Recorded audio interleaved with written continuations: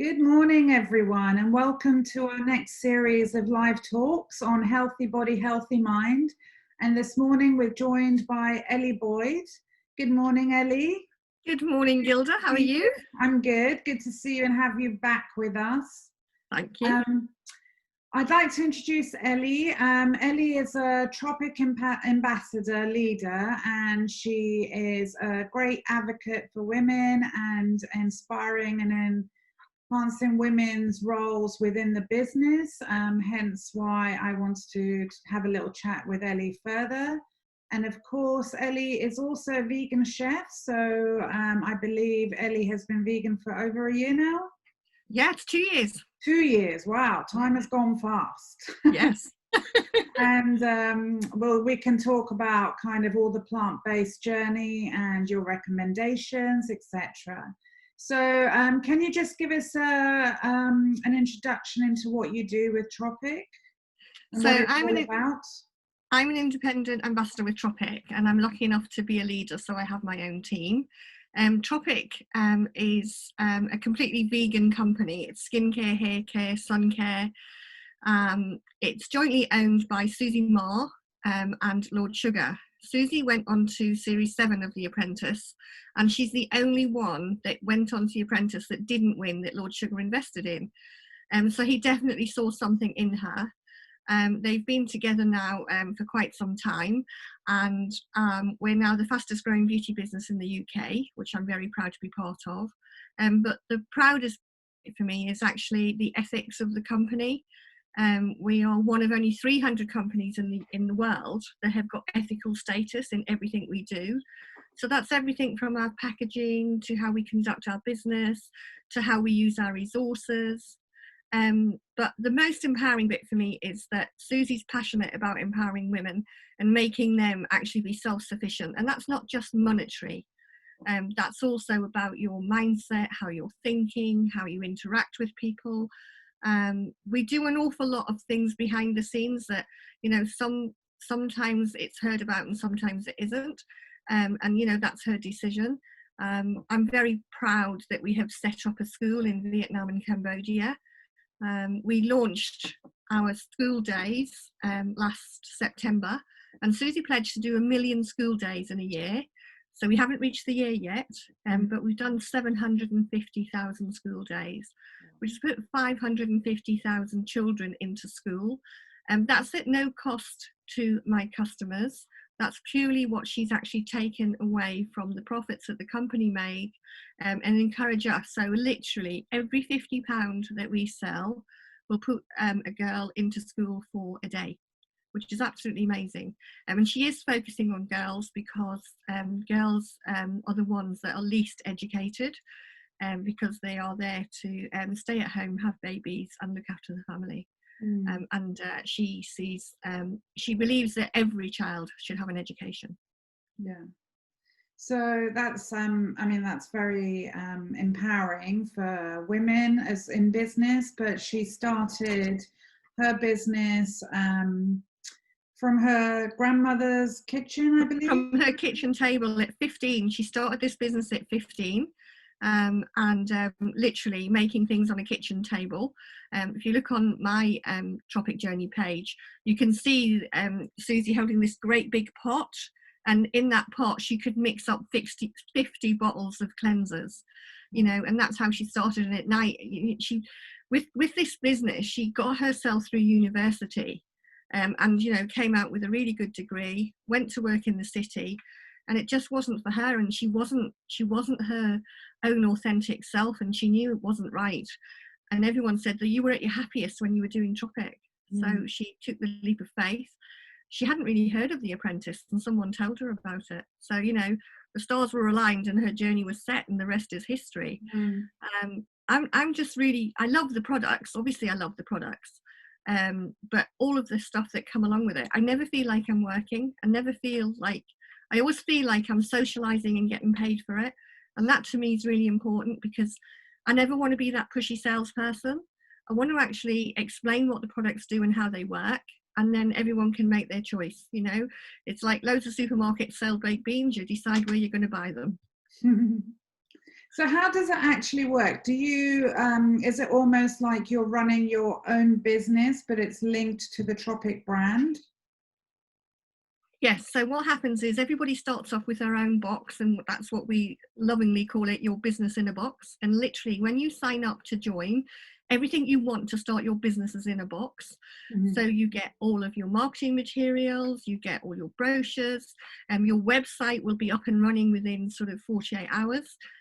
They're very, very strict on the website. Everybody that works for the company has exactly the same website.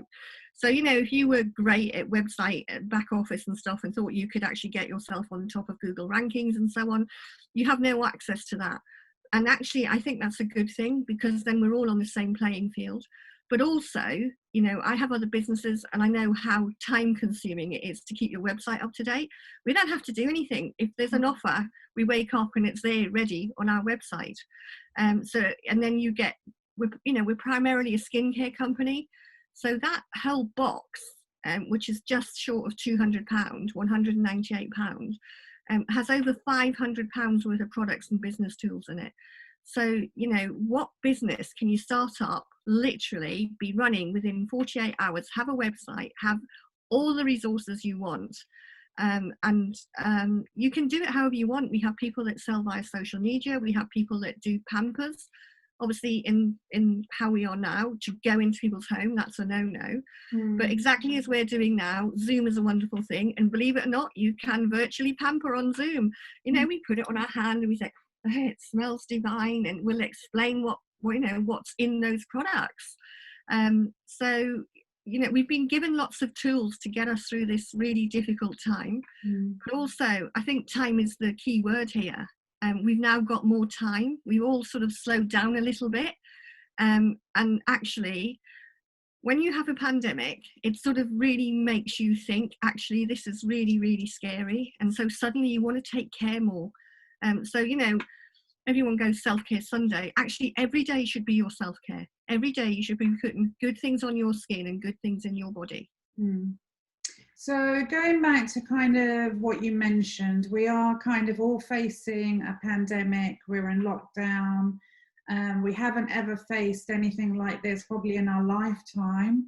How do you feel we can kind of empower and help people live a more positive kind of role within this time? Because I think we were talking before, everyone kind of sees this as a big holiday.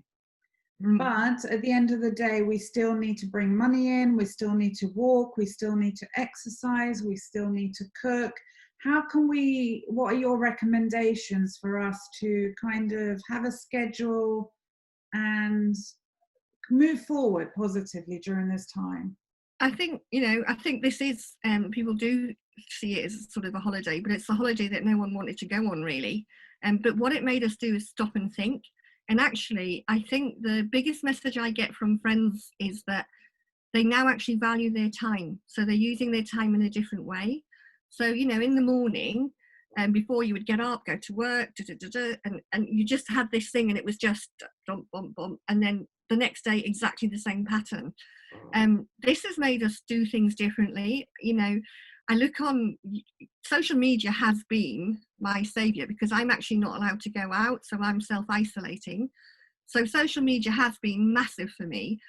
See people baking, see people looking after their skin, see people cooking with their children, you know, see people actually interacting more with the extended family and so on. So what it's done is it's made us actually think, do you know what, this time is precious. You know, sadly, I think lots of people now have known loved ones and friends and neighbours that have been affected by this pandemic. And then that makes you actually a bit more fearful of your own mortality. So then those messages and that integration is much more. I think now actually we look at food in a different way. I would say that the wastage on food has probably halved during this, because at that beginning, with the panic buying and everything, suddenly you realise how precious a bag of potatoes were and a bag of carrots. So I think from that point of view, it's reset our mindset on the whole ethos of how we are using this planet and sometimes abusing this planet. And that goes across everything. You know, It is what you're putting on your skin. It is what you're putting inside your body. It is what you're surrounding yourself with. You know, I've planted tomato plants and vegetables and all of those things. And actually, that for me, you know, it was mental health awareness last week. That's great. Walking around the garden in the afternoon and just watering your plants and looking after your plants, that's great for everybody. So, and also I think the sharing thing, I think more people are sharing food. If they have excess, they're sharing it. If they've made something and they don't need it, they're sharing it. Yeah. So that's the great side of it all. Mm. So moving on to the food, we're both lovers of food, good food, and we're both plant-based. Yeah. What have you been kind of creating in your kitchen over the last few weeks that is healthy, nutritious, and perhaps even boosts our immune system? So, you know, I'm a smoothie girl. My smoothie this morning was a chocolate green smoothie. The colour wasn't great, but that had raw cacao. It had a frozen banana, so that was my protein. I've got some super greens powder, so that was in there. And then I've got one of those bags that you can buy, which has like pumpkin seeds, flax seeds, sunflower seeds, goji berries, a couple of spoonfuls of that in, whiz it up in my Thermomix. You know, breakfast done. Was absolutely delicious. But also I'm a great lover of, in all of this, supporting the smaller business. So I've signed up to vegetable box schemes, which has been amazing. And I have to say the quality has been absolutely amazing.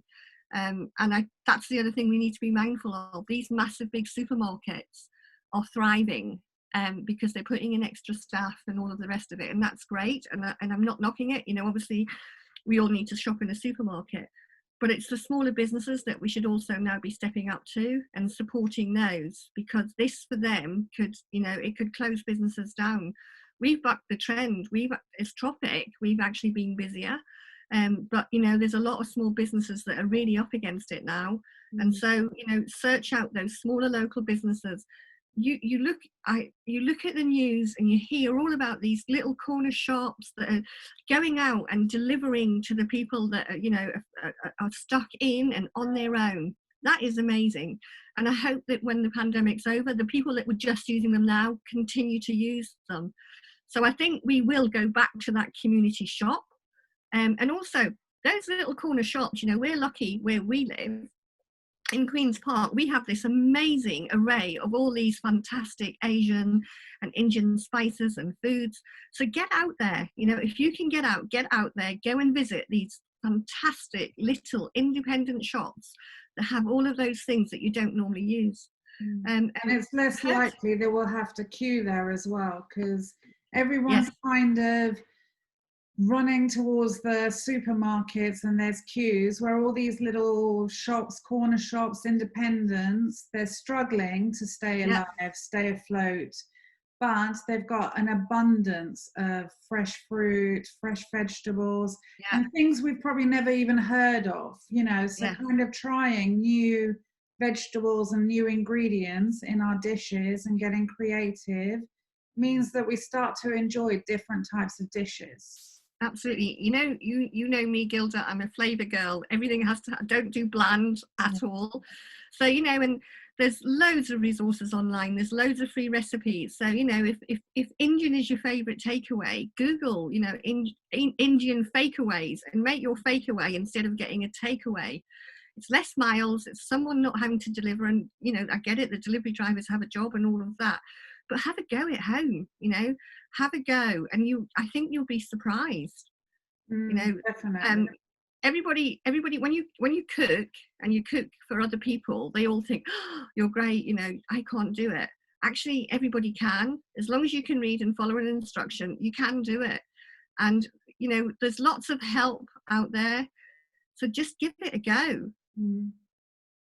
And it's been really humbling, because I know a lot of friends and family members, they've just kind of taken to the kitchen like never before. So it's like trying to find new recipes and getting really creative. And they're finding that they're actually really enjoying their time in the kitchen. And I hope that when the world goes back to whatever normal it will, that I'm sure people will continue to kind of carry on that discipline of creating and cooking whole, fresh foods at home for themselves. Absolutely, and it's far cheaper, much cheaper. I'm a great believer in making one for now and one for the freezer. If I hadn't met you, Gilda, I would never have ever ventured into Persian food. Because to me, my mindset used to tell me that Persian food was having your dinner and pudding on the same plate, because you tend to do savoury and sweet together. But actually, you know, having met you and tasted your food and had lovely meals with yourself and your mom and family members, amazing, totally blown away, absolutely love it. You know that I love your special rice. With a crispy bottom. With crispy bottoms, no soggy bottoms, crispy bottoms. Just amazing, you know, and that then led me into another sort of world that I wouldn't have been into. You know, I'm a great now fan of Sabrina Gayhor. Her Persian food is great, and she has a whole book just dedicated to vegetarian, which you can so easily adapt to vegan. Yeah. But I just find that if you actually go for the type of food that you would like, you know, whether that's Chinese, Indian, Moroccan, Persian, whatever it is, Mexican, you know, get those herbs and spices, add those to your drawer, and suddenly everything's going boop, boop, boop, and all those flavour are popping off in your mouth. And it's just great. And the best thing is that if you don't like a certain herb or spice, you can leave it out. Yes. You don't have to have the bog standard dish. You can create it exactly the way you want, throw in the vegetables you like, use up whatever vegetables you want. So it's about being really versatile. Yeah, and also I think now we're far more mindful of not wasting food. So whereas before this we think, oh, that doesn't matter, we'll throw that away, now everyone's thinking, oh, I can make vegetable soup with that, or oh, I could make some vegetable stock paste with that. And that's great. You know, I would say that our food waste has just drastically dropped, and that's all for the good of this planet and good for everybody else. And also, you know, it is hard, and if you know, money's tighter now, but you know, all those bags of wonky veg, these box schemes, everything's not perfect. When people make a cake, you know, it's not going to be perfect. You're not in a factory where 100 cakes look exactly the same. To me, they're soulless, absolutely soulless. If your cake is, you know, risen at one side and not at the other, it's fine. No one's going to go, oh, that's not right. They're going to go, that's a delicious homemade cake.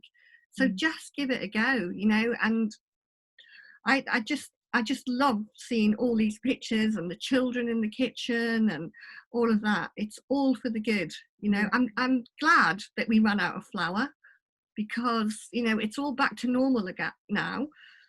But running out of flour just showed you how suddenly everyone thought, I've got to start baking. And that's a brilliant thing. And as much as you've got to start baking, start making.